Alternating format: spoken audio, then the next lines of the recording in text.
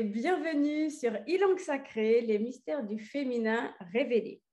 Je vous propose de découvrir une femme qui, pour moi, a un parcours hors du commun, un parcours qui peut sembler atypique, mais un parcours tellement important aujourd'hui dans cette complémentarité entre les hommes et les femmes, entre cette réunification de nous, les femmes, par rapport à notre propre essence masculine et féminine, et également la même chose pour les hommes. Aujourd'hui, on va beaucoup focaliser l'attention sur la masculinité, sur le masculin sacré, et j'en dis pas plus.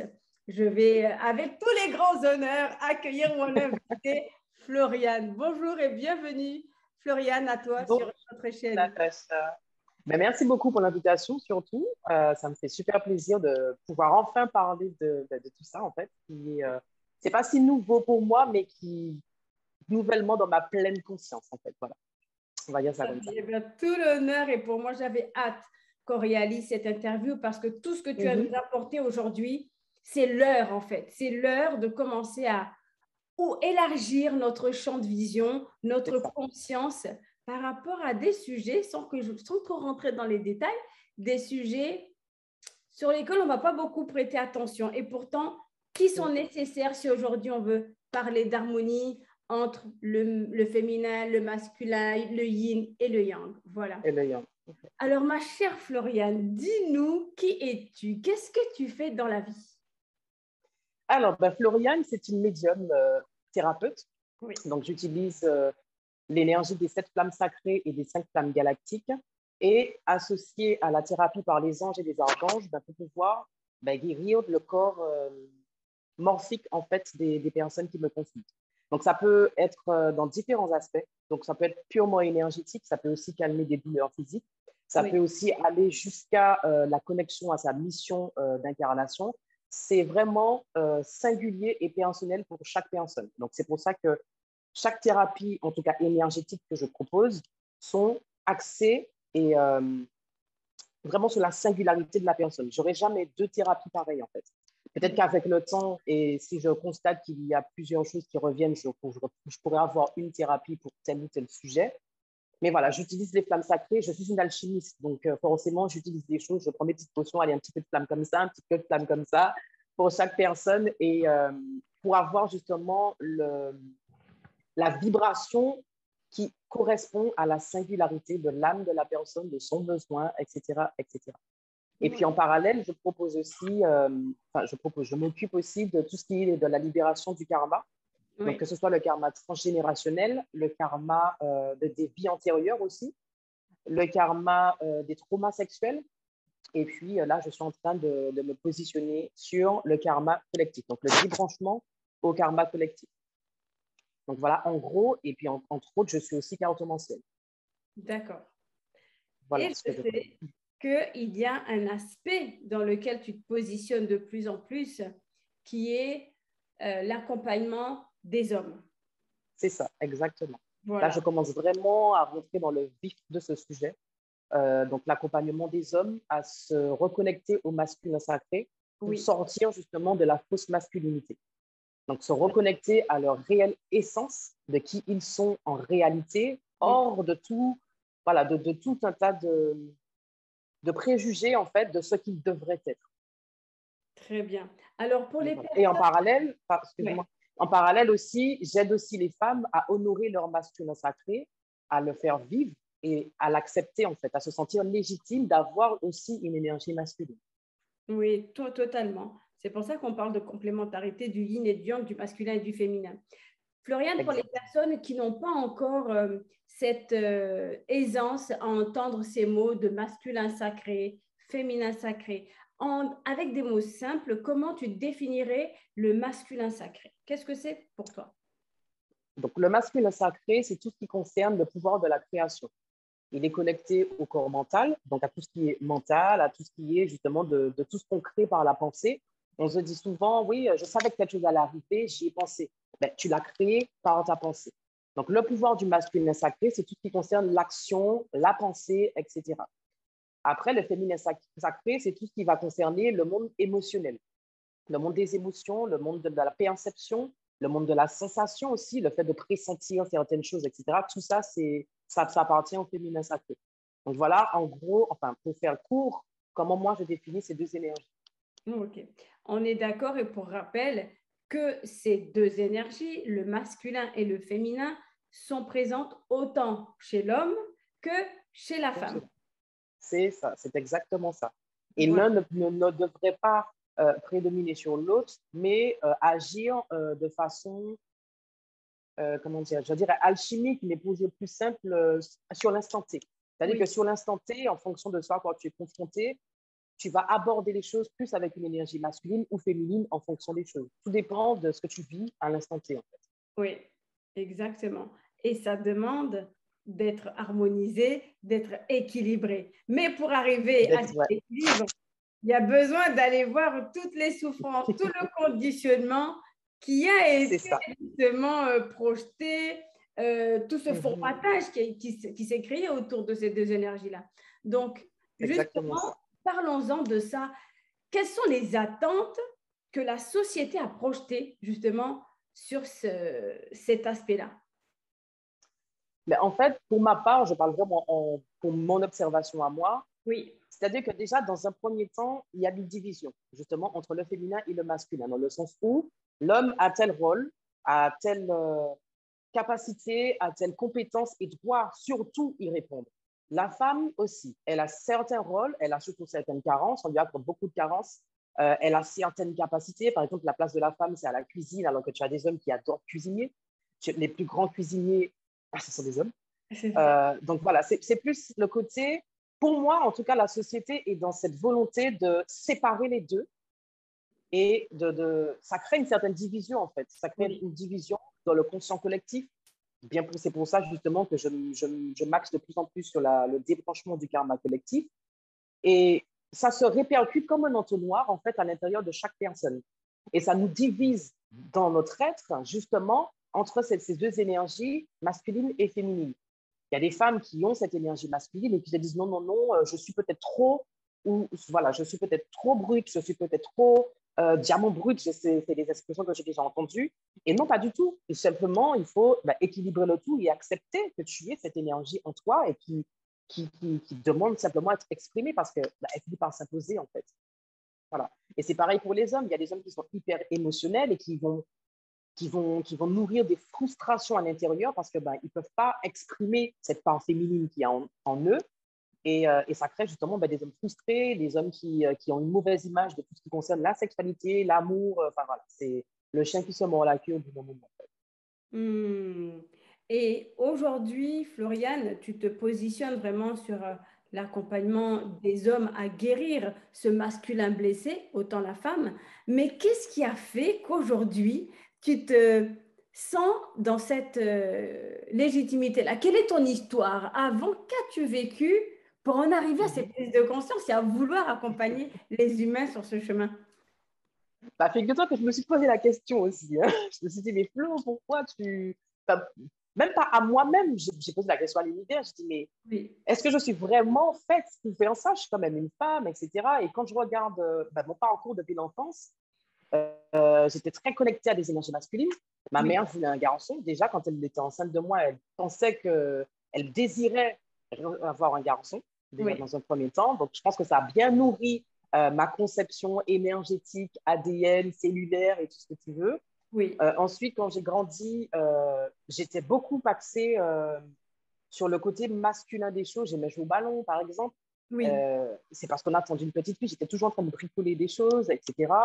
Et en grandissant, je me suis rendu compte que j'avais beaucoup plus d'amis garçons que d'amis filles. Ça m'a porté préjudice par rapport justement aux attentes de cette société. Pourquoi une fille traîne avec des garçons? Ça veut dire que soit c'est une fille qui est chaude ou ce genre de choses. Alors, pas du tout. C'est juste que j'aime baigner dans cette énergie masculine, en fait. Il y a eu ça. Et puis, une fois que j'ai commencé dans mon développement spirituel, il y avait toute cette histoire du féminin sacré. Je me suis dit, tiens, c'est bizarre, ça ne me parle pas de façon pertinente, en fait. Ça ne me percute pas. Et je me suis dit, mais tu as un problème, c'est pas normal. Pourquoi tu ne te sens pas... Pourtant, je suis très à l'aise avec mon corps féminin. Oui, J'ai aucun problème avec mon corps, je n'ai pas de complexe à proprement parler. oui, Et c'est là qu'il y a une espèce de dualité intérieure qui a commencé à naître en moi et je me suis dit, bon, OK, on va plonger dans le féminin sacré. Donc, j'ai plongé dans le féminin sacré. C'est comme ça d'ailleurs que j'ai connu le conte de Manula, oui, qui était très axé sur les rituels, sur le féminin sacré, mais jamais j'ai réussi à aller plus loin que ça, en fait. d'accord. Donc, je me suis dit, bon, ben, je ne vais pas chercher d'accompagnement, je vais faire comme je le sens. Et donc, je me suis vraiment plongée dedans, je me suis reconnectée à mon féminin sacré, j'ai purifié mon yoni, j'ai tout fait. Et malgré ça, je sentais qu'il me manquait quelque chose, en fait. Je sentais que je me sens connectée à mon féminin sacré de par mon corps, de par mon énergie, de par ma pensée. Oui. J'ai calmé mon verbe aussi. J'ai eu un verbe beaucoup plus féminin, beaucoup plus diplomate. Parce Voilà, parce qu'avant, que avant, tu étais comment, justement, dans ta communication? j'étais très masculine dans ma façon de parler. Je parlais tout le temps créole, mais un créole bien grave, bien déposé, Ouais, etc. Et c'est ça et ça me plaisait en fait. Ça me plaisait, mais c'est vrai que il fallait apporter cette touche quand même femme. J'avais besoin de mûrir dans ma féminité, en fait. Je sais que je mhm, suis une femme, mais je pense que je le conscientisais uniquement par rapport à mon corps parce que j'aimais beaucoup charmer, j'aimais beaucoup ce genre de choses. Et oui, quand je regarde bien, si je mettais en corrélation mon comportement avec celui d'un homme, c'est exactement le même, en fait. Le ok, côté, je vais charmer, je vais plus m'axer sur l'aspect, le relationnel sexuel avec l'autre personne. Après, on va commencer à regarder au niveau des émotions et des sentiments. Donc, même d'accord, dans ma façon d'aborder le rapport, ouais, moi, je fonctionnais, j'avais l'état d'esprit, le fonctionnement, le conditionnement masculin oui, dans le corps d'une femme, parce que je suis très à l'aise avec mon corps. oui, Et une fois que j'ai commencé à rentrer dans cette conscience féminine, que j'ai commencé à rentrer aussi dans ma mission d'incarnation, à aider ce côté guérisseur, etc., oui, euh, là, je me suis posé des questions. Je constatais qu'en fait, pour pouvoir guider les femmes, il me manquait quelque chose. J'avais cette sensation que j'avais pas assez expérimenté le féminin pour aider les femmes à travers le féminin, l'énergie féminine. Le d'accord, côté accompagnement, on me disait souvent, ouais, mais tu as un côté très dur, très tranchant, très ceci, très cela. Mais parce que je ne sais pas materner, ce n'est pas mon truc, en fait. oui, Je ne sais pas materner les gens parce que je ne suis pas justement dans l'énergie du féminin sacré. Le oui, féminin sacré, c'est cette énergie de maman, cette oui, énergie de sœur, etc. Moi, je ne sais pas faire ça. C'est pas, oui, enfin, je pourrais apprendre à le faire, mais je sens que ce n'est pas moi. En oui, fait, quand je le fais, j'ai l'impression qu'il me manque quelque chose. oui, Et donc, du coup, j'ai commencé à faire des prières, à poser, à demander, bon, ben, OK, d'accord, qu'est-ce que je dois faire, comment je dois me positionner pour aider les femmes? Et c'est là que j'ai cette capacité justement d'avoir cette médiumnité qui me permet de communiquer de façon très fluide avec les guides. Et l'univers m'a carrément répondu, ben, peut-être que tu devrais t'occuper des hommes, en fait. Peut-être que tu devrais t'occuper du masculin sacré et pas du féminin sacré. Là, tu commences à poser les bonnes questions.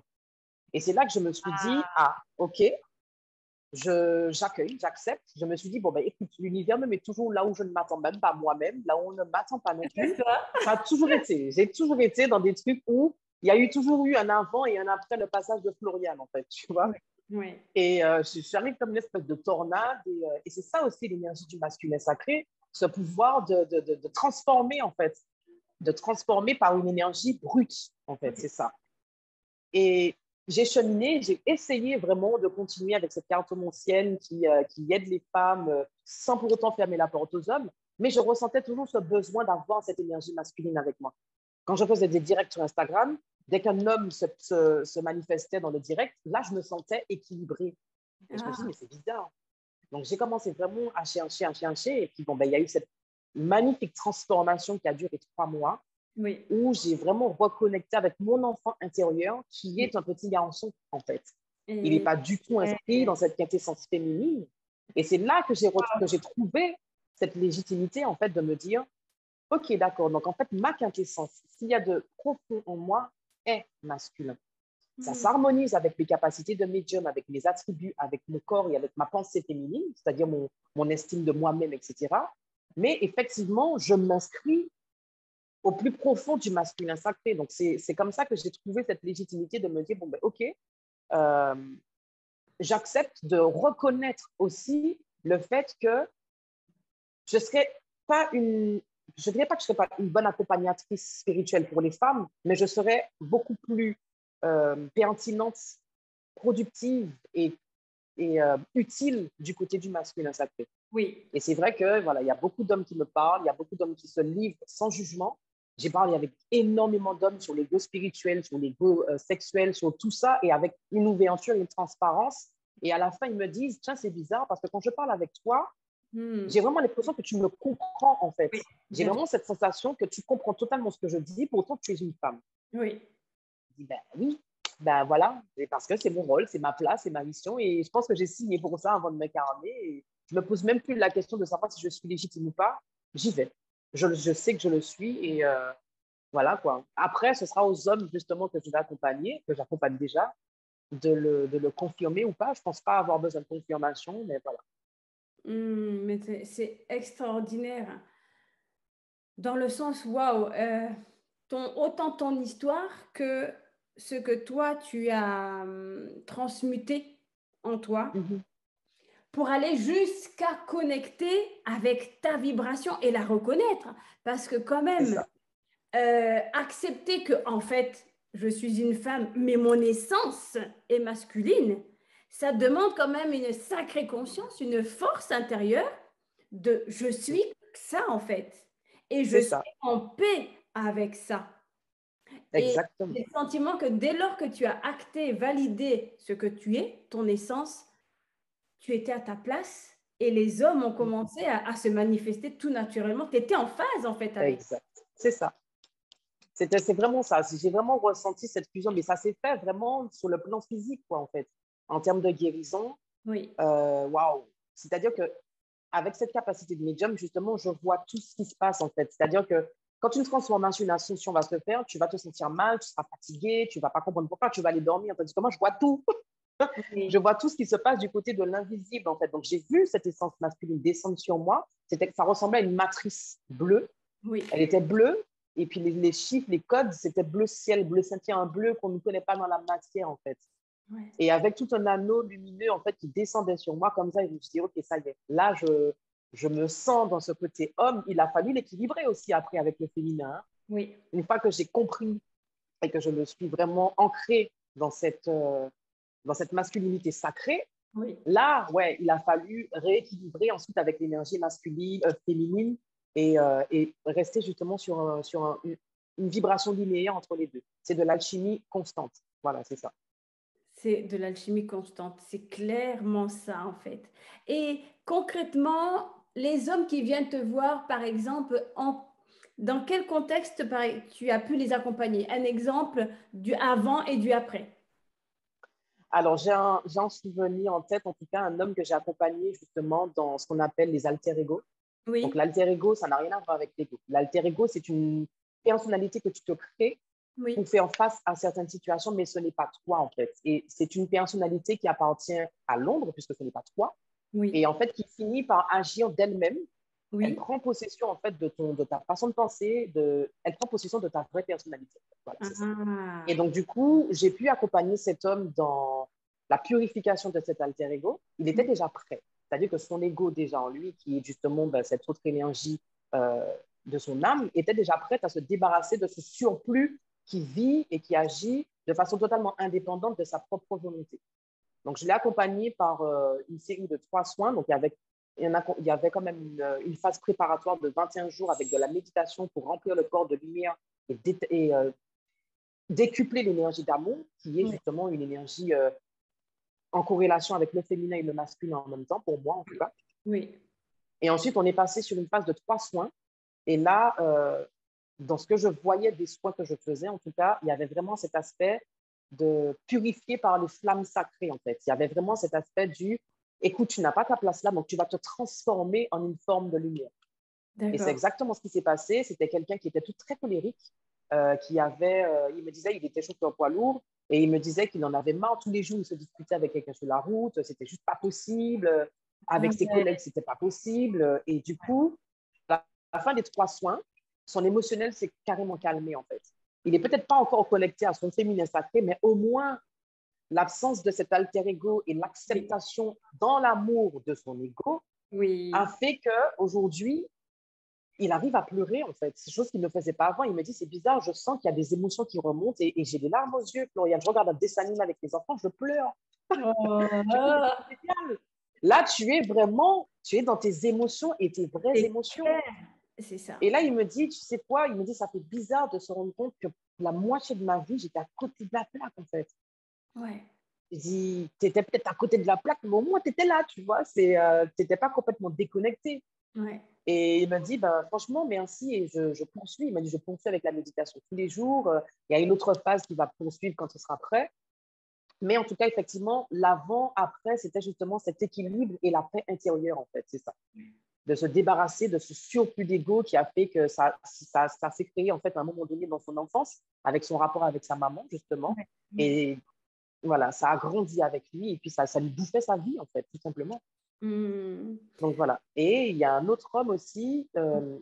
Lui, par contre, son féminin sacré, il était juste absent, mais complètement D'accord. absent. Ben oui. Voilà, c'est ça. Donc, Ouais. il avait un comportement avec la femme qui est juste pas acceptable. C'est le mensonge, la tromperie.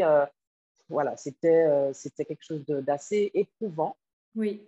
En proie aussi à tout ce qui est de la connexion du vampirisme, des énergies basses, etc. Le masculin sacré, malheureusement, enfin, le masculin en lui-même, je ne dirais pas le sacré, mais le Oui. masculin, il est très vulnérable justement à tout ce qui est énergie basse, vampirisme, voire même énergie reptilienne, etc. Bon, je ne vais pas rentrer non plus dans trop Oui, oui, oui. de détails. Donc, c'est compliqué en fait, parce qu'il est beaucoup plus sujet à faire une chute dans l'ombre, D'accord. une descente aux enfers que la Oui. féminine en fait. Oui. C'est ça. Parce que la féminine, elle sait extérioriser. Tandis que Oui. le masculin, il va Et remplir oui. son corps avec toute cette toxicité et puis ça le fait tomber au fur et à mesure, en fait. Et c'est Exactement. difficile parce qu'il a cette force de résister, la résistance, la survie de l'ego qui est très, très, très, très, très en avant. Et donc, du coup, il arrive quand même à vivre avec. Et moi, je trouve ça quand même assez remarquable pour un masculin de réussir à vivre avec autant de choses toxiques et Oui. de rester là, en fait. Ça, c'est quelque chose que je trouve admirable. Donc, Hmm. du coup, voilà, la libération du féminin de cet homme a permis, en tout cas, lui a permis de se connecter à son moi sacré, à son moi supérieur, à son moi divin, et d'aller vers sa mission d'incarnation. Ben voilà, tu ne peux pas être dans ta mission d'incarnation si tu n'as pas ce féminin sacré, de l'intuition, du monde de l'invisible qui te parle, qui te souffle des synchronicités, etc. Donc, Ouais. on chemine, on continue, et puis on verra ce que ça va donner pour plus tard. Est-ce que les hommes qui te contactent, ce sont beaucoup d'hommes qui sont dans ce cheminement spirituel ou ça peut être aussi des hommes qui sont complètement cartésiens, qui n'ont aucune connaissance de tout ça? Il y a un petit peu de tout, mais ce sont quand même des hommes qui sont ouverts à la spiritualité authentique. D'accord. Ce sont quand même des hommes qui s'intéressent au chakra, qui vont s'intéresser un Pour petit peu à la quelques... méditation. Peut-être qu'ils ne vont pas en faire tous les jours, mais Oui. ils ont quand même cette petite porte qui est déjà ouverte. Ils sont peut-être un pied dedans, un pied dehors. Voilà. Et puis après, il y en a d'autres qui sont carrément plongés dans cette spiritualité, mais qui procrastinent justement dans l'ascension spirituelle, etc., etc. Le côté goût encore qui revient, qui dit, mais non, on est bien là, t'inquiète. C'est un peu ça. Ce qui me traverse aussi comme question, Floriane, c'est de savoir quel est le rôle de la femme dans cette masculinité toxique. Alors, le rôle et la responsabilité, en fait, finalement, le rôle de la femme dans cette masculinité toxique, c'est de se reconnecter à sa propre masculinité, en fait. D'accord. C'est-à-dire de ne pas avoir des attentes par rapport au genre humain masculin Oui, dans ce que ce genre peut lui apporter. C'est-à-dire que en apportant cet équilibre entre le féminin et le masculin, il y aura oui. moins d'attentes sur les hommes, donc moins de pression. C'est Ah, ça. C'est-à-dire que il y a une croyance qui dit que voilà que l'homme est censé élever la femme, en tout cas être son socle, etc., etc. oui, Je partage pas je la comprends. oui, Effectivement, ça fait partie, c'est une étape. Maintenant, si on élargit un petit peu ce champ de la corrélation entre le masculin et le féminin, ben, oui, je pense qu'on doit tous les deux fonctionner comme des maillons, en fait. Il oui, n'y a pas un qui est en dessous et qui élève l'autre. Non, on est comme le yin et le yang, on s'élève chacun ensemble. Voilà, oui. c'est ça. Il y a ça et pour moi, en tout cas, la responsabilité, en tout cas, de la femme, c'est surtout dans ses attentes. L'homme doit apporter l'argent. On est très dans ce mood en ce moment, surtout du ah non, moi, je ne veux pas d'amour, je veux de l'argent. Ben non. Si tu équilibres ton masculin, tu peux t'apporter de l'argent, tu peux t'apporter de l'amour et tu peux avoir les deux. Donc, cette pression sur l'homme de c'est lui qui apporte l'argent dans le foyer, c'est lui qui doit sécuriser la femme. voilà, c'est le fait d'avoir ces attentes-là envers l'homme, c'est ça qui, pour moi en tout cas, fait la femme participer à cette masculinité toxique. Même cette attente au niveau de la performance sexuelle. Oui, Ou alors, il y a beaucoup de femmes qui émasculent leurs hommes parce que ben, ils n'ont pas, par exemple, l'occasion de pouvoir. Enfin, quand ils font, c'est pas bon. Quand ils ne font pas, c'est pas bon. Quand ils s'expriment, c'est pas bon. Quand ils s'expriment pas, c'est pas bon. Quand ils gardent le silence, c'est pas bon. Quand ils parlent, c'est pas bon. Il y oui, a toute cette atmosphère où j'ai l'impression que des fois, inconsciemment, je parle de la femme avec le grand F, oui, l'homme est un bourreau, la femme est une victime. Quand on oui, arrêtera de se considérer comme victime, oui, l'homme arrêtera aussi de se comporter comme un bourreau, en fait. oui, Et vice-versa. C'est-à-dire que quand l'homme arrêtera aussi de se comporter comme un bourreau, la femme n'aura plus cette sensation d'être victime. Et c'est pour ça que je parle vraiment d'avancer dans une unité sur un même pied d'égalité, mais tout à fait. totale, totale. Il n'y a pas un en dessous de l'autre, moi qui dois lever l'autre en premier. Non, on s'élève ensemble. On est dans une unité. J'accueille tes faiblesses, j'accueille tes carences et je t'aide à les guérir parce que justement, je suis cette énergie peut-être émotionnelle, etc., etc.